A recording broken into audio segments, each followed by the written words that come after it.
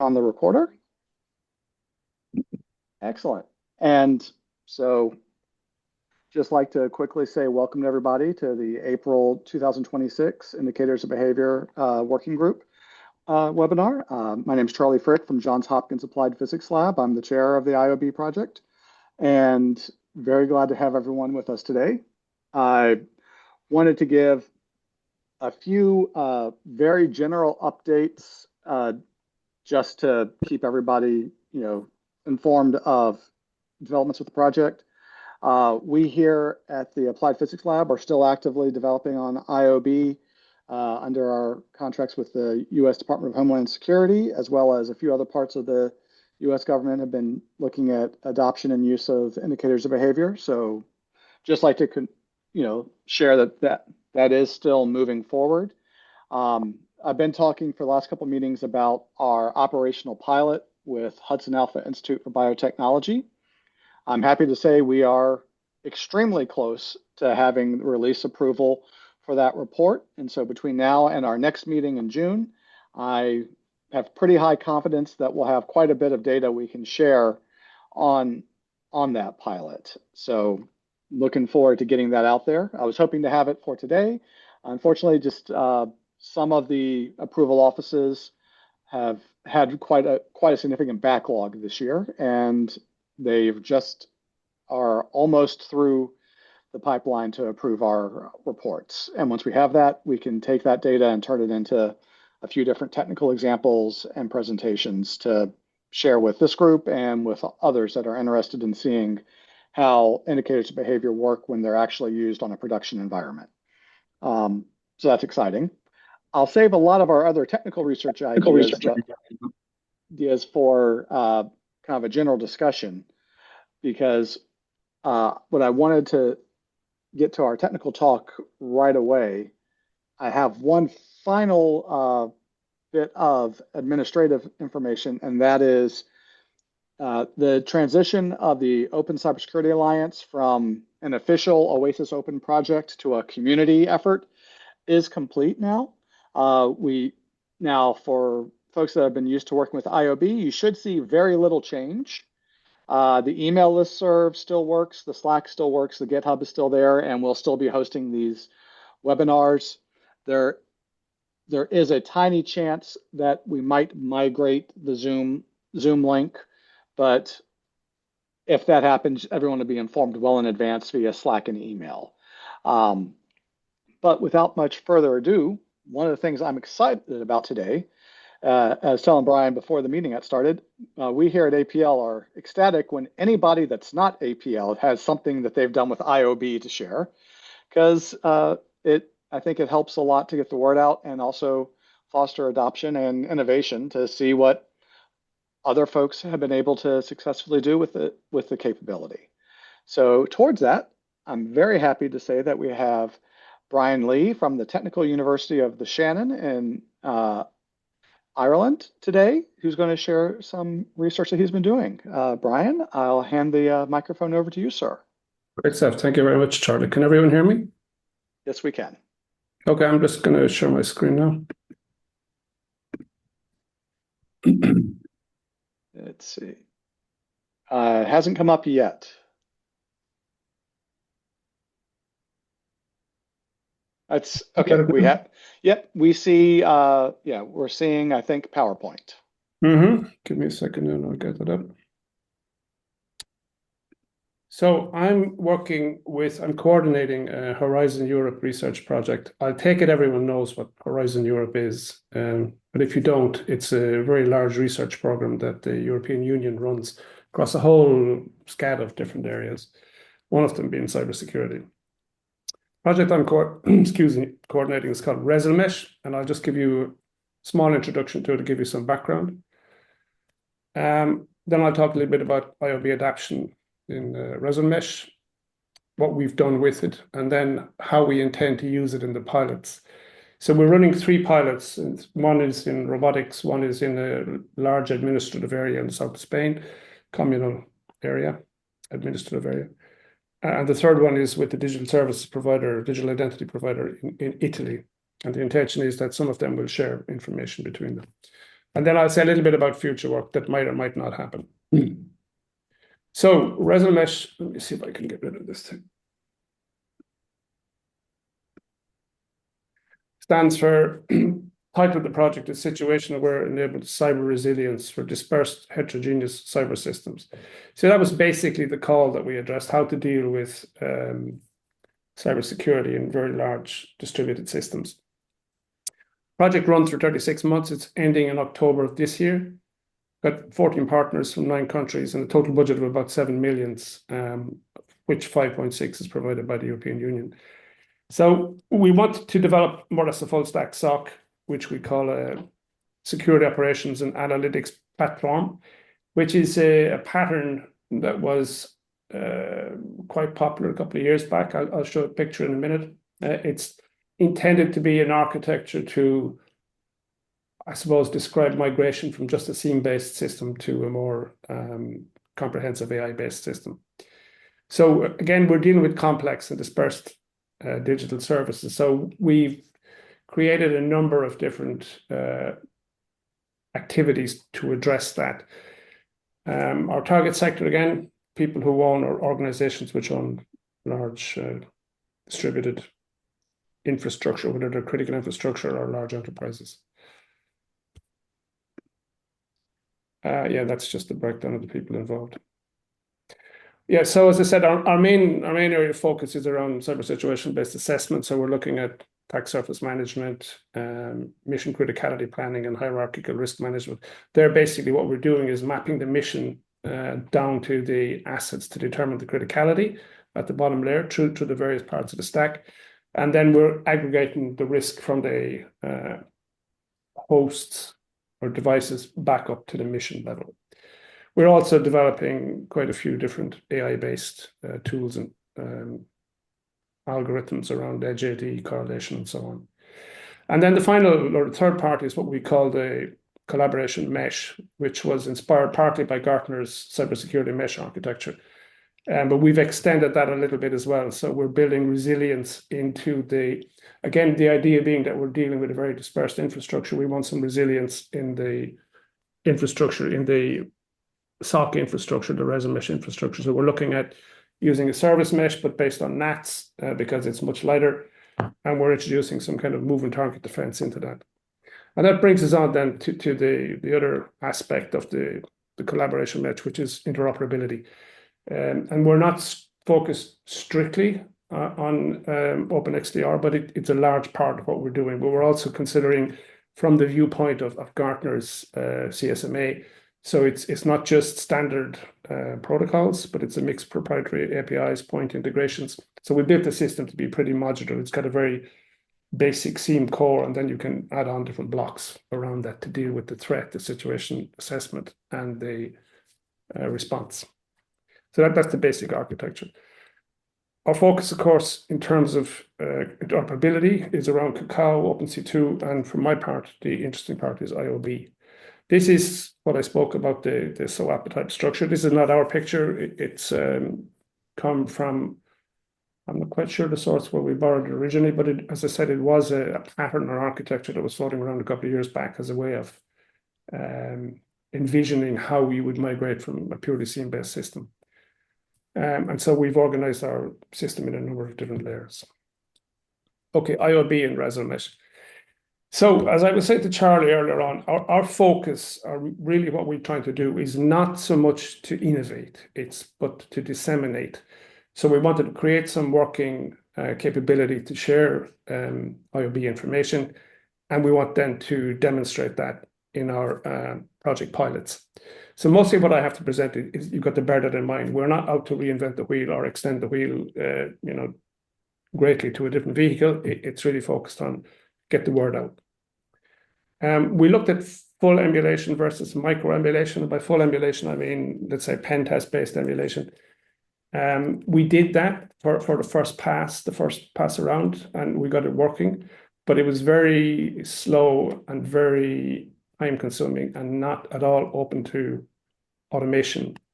So we adopted the CTID idea of micro emulation, and to do that we used Atomic Red to generate the attacks.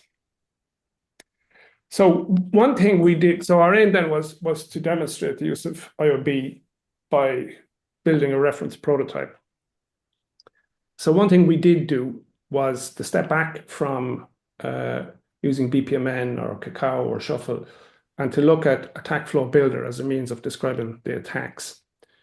So the correlations are based on attack flow. And our original intention was to share using MISP, but that turned out to be quite a lot of work and we backed off from it.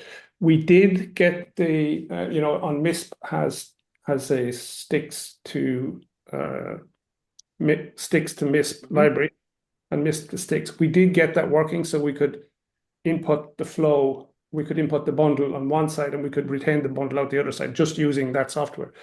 But when we tried to upload that to MISP, we ran into a lot of problems. And we just didn't have the time to figure out, because MISP is a very large PHP-based system, and we just did not want to go digging into that. So we backed off from that. And instead, we simply use HTTPS to share the. Okay, so I take it you're all familiar with attack flow. We can take a look just what it is and what it does in a couple of minutes. But this is the basic architecture of the platform we built. We built our IOB server, and we have a UI based on Attack Flow Builder, which I'll show in a minute. And so the basic idea is from here you can launch an attack using Atomic Red. You can then, the data will be ingested by Wazoo. Wazoo then pushes that to the IOB server, where we've defined a state machine, a very simple state machine. It's a very linear state machine. It's not very complicated. It's not engineered to deal with production type situations. It can't handle multiple flows, and it just handles a single linear graph. So we don't deal with, for example, a DAG or a cyclical graph, purely because we need an MVP, not for any other reason. So from the UI, we create the flow, the attack flow for our attack. We then generate an attack flow specification that gets loaded in here, and that defines the state machine. And then when we run the attack, basically what the server does is it compares the incoming data against what's specified in the attack, and then it generates the bundle and shares that out. Okay, I'm going to show you a little bit the tools that we use, the modifications we made. Let's see.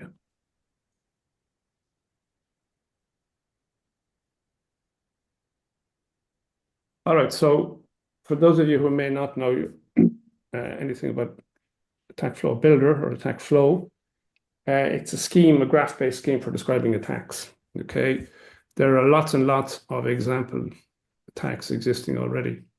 And our idea was that in terms of creating these, was to sort of leverage this idea of Attack Flow Builder. We didn't know how popular this would become or not become, but it seemed a good way to create a library of attacks in a pretty easy to use.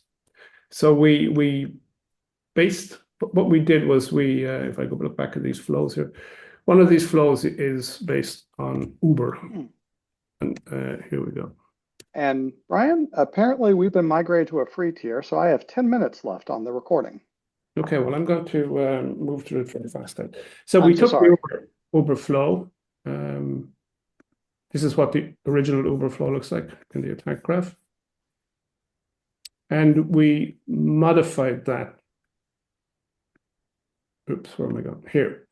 So basically what we did was we described each step of the attack, and we related that to the particular atomic that would drive it. And then mostly what we did was we adapted the condition node to define the rule in order to filter the attack. So this is based, again, we didn't use Sigma. We took Sticks pattern language as a simpler way to do it. Mm-hmm. And then essentially what we do from that is we publish the attack flow, and that comes up as a JSON file, which we then, this is the attack flow schema, and we then load that into our server, okay? And that then produces a Sticks bundle. So for this particular one, I've already gone ahead and looked at this is the bundle when it's loaded into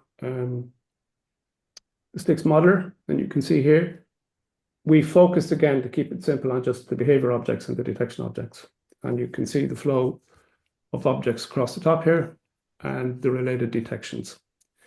Also, if we look into the STIX, where am I going to here? STIX viewer, you can see that it's a, okay, bear with me a moment here. All right, yeah. The valid STIX creation. And if we look down, we can see, for example, in this particular one, we're looking at a detection object, and you can see the contents therein, basically. So that's basically what we did. And I think that's all I have to show you around tooling. There is a video that I'm not going to show. You can find it. We have a channel on ResolMesh, and you can see where someone demonstrates the use of the attack. But just quickly before we go, we modified Attack Flow Builder.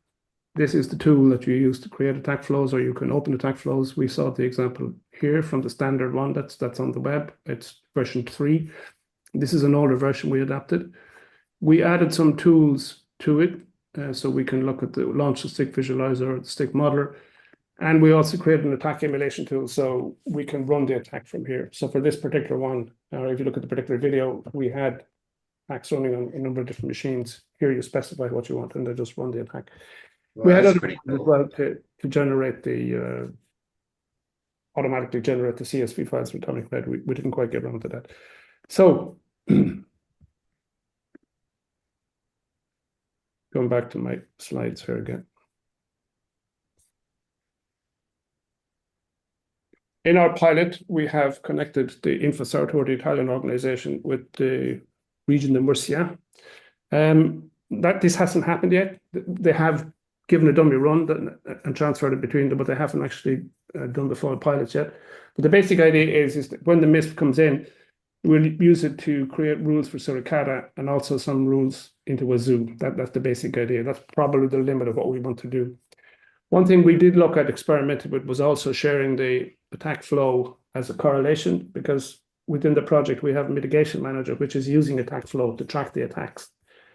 So our intention was, and we may still do this, but it's not top of our list, was to expand the capability. So we would share the STIX bundle, but we'd also share the AFB as the playbook. But as I said, we haven't quite gotten around to that yet. That's about it, basically. Phenomenal. We are also talking with some other projects to see if we can get them involved. And, you know, rather than just have two within the same project, we want to share this with a number of projects. Now, the attack that we share is a little bit simpler than the Uber one I showed you. That was the prototype we built ourselves. The attacks that they're sharing between the companies are simpler, but they are, again, attack graphs created in attack flow and then shared across the web. So that's it, really. I love what you've done here. Any questions, you can feel free to shoot ahead. Yep, we have about 5 minutes, folks. I do apologize on that administrative issue with the Zoom tier changing. I will look Why to don't see. you post another link straight away afterwards so we can keep chatting? This is great. Really good stuff, Brian. Yeah. You can. I'll share the. Well, if you do a search on. I mean, our website has very little information. It's not really, and we're not allowed to share some of the deliverables. But I can share that anyway. But if you look, if you do a search for ResolMesh on YouTube, you'll find a channel with lots of information there. I'll fold that into the notes from today. I'll find it. And first of all, Brian, I just want to say thank you. We've actually been Center for Threat Informed Defense and IOB have been working side by side quite a few times over the years, and so I really love how you've extended attack flow this way. I think that's a really novel and interesting approach, and Yeah. I'm excited to see more about this. For the sake of time, I'm going to shut up for a moment and see if anybody on the call has a question they want to ask in the next 3 minutes. I got a quick question. Brian, can you describe the process once the IOBs end up in the MISP server? What's the process for creating rules in Suricata and Wazoo? So first of all, Tim, we backed off using MISP, as I said, because we ran into some problems with trying to actually store the scheme is in the Stix objects into MISP. I don't know what it was, what the reason is. It works fine with Stix 2.1, and these are Stix 2.1 compliant, but we just didn't get it. So what we're doing is, as I show here, we're just sharing between the two servers themselves. The intention thereafter will be to, and again, at this stage of the project, they're only manually doing this just yet, but the idea will be to write some piece of code here that will just create and deploy the rules automatically into Suricata. Because Suricata is the network traffic detector they're using, and into Wazoo as well. This part here, I don't think we'll get to do, which is a pity, really, because it would be nice to have the end-to-end. So to answer your question, Tim, still to be done here. Gotcha. Thank you. Yeah. Anyone else? Well, Well, there's a lot that could be said that's great, but there's very little time, so it's I hard to know, know I what know. to say. I Right? was going to In recommend 30 perhaps- seconds, I can't collapse my thoughts that And- quickly. Of course. Brian, would you be open to us starting a thread on the Slack channel for some discussion on this? Absolutely. Yeah, absolutely. We can do All right, that. I'll get a starter thread going on the IOB Slack for some more discussion on this, and then I'll also have some more detailed notes and minutes posted either tomorrow or Thursday this week, so that we can have those as a reference as well. Another call out to the OpenXDR. Within these projects, we got some money to create sub projects or sponsor projects, and Vasilias and Matis are working with us on extending the Roaster or? in the context of the project as well. Oh, fantastic. So we believe big time in OpenXDR. We believe big time in IOB and OCA. We're very enthusiastic about it. Well, I think I like it. I'm just not sure about the MISP. Why aren't you just doing taxi or something straight to the sharing of the Yeah, two? again, I had a discussion with Charlie on this, and we did look at doing taxi as well, but it just came down to what's the simplest thing to do within the scope of the project to demo Right. Yep. But yes, we did look at standing up a taxi server, but we backed off it because it's probably simpler just to do it this way and get it working. Mm.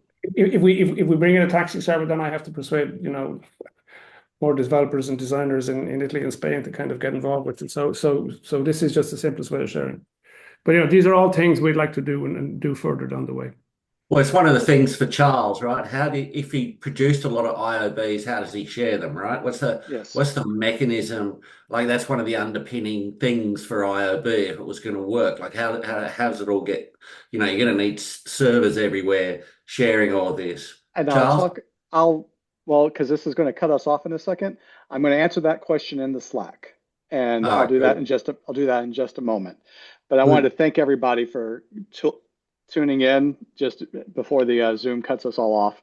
Thank you guys so much. We couldn't keep doing this without the whole community's interest, and I'm going to continue our discussion over in the IOB Slack. But thank you guys, and we'll be back in June. Great, guys. Nice to meet you all. All right. Bye-bye. Bye-bye. All right.